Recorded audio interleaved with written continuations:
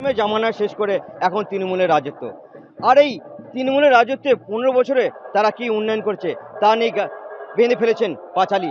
আর সেই পাঁচালী আজকে সারা পশ্চিমবাংলা জুড়ে সেই ট্যাবলো নিয়ে এখন মানুষের দুয়ারে।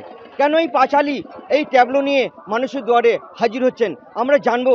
এখানকার তৃণমূল ব্লক সভাপতি তিনি কি জানাচ্ছেন এই পাঁচালী আর তাদের উন্নয়ন নিয়ে, চলুন জেনে নিই তাদের মুখ থেকেই। মাননীয় মুখ্যমন্ত্রীর অনুপ্রেরণা, আমাদের সেনাপতি অভিষেক ব্যানার্জির যে নির্দেশ সেটা অক্ষরে অক্ষরে পালন করছি।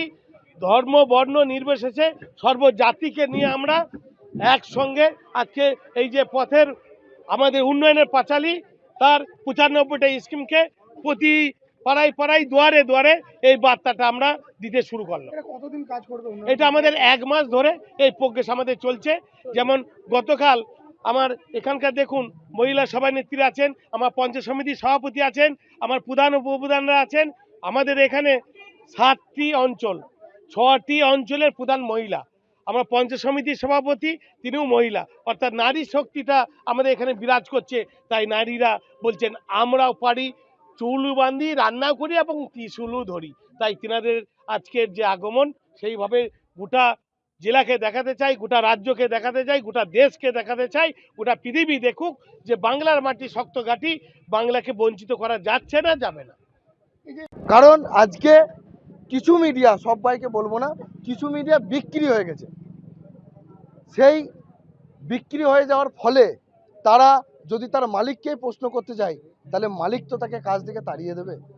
এই ভয়েতে কিন্তু অনেকে আজকে প্রশ্ন করতে পারছে না। আজকে গণতন্ত্রের চতুর্থ স্তম্ভ টলমল করছে। কিন্তু আপনারা আমাদেরকে প্রশ্ন করতে পারেন, তার একটাই কারণ, আমরা পশ্চিমবঙ্গে বাস করি, আমরা মমতা ব্যানার্জি সরকারে বাস করি, আমরা অভিষেক ব্যানার্জির নেতৃত্বে থাকি এখানে।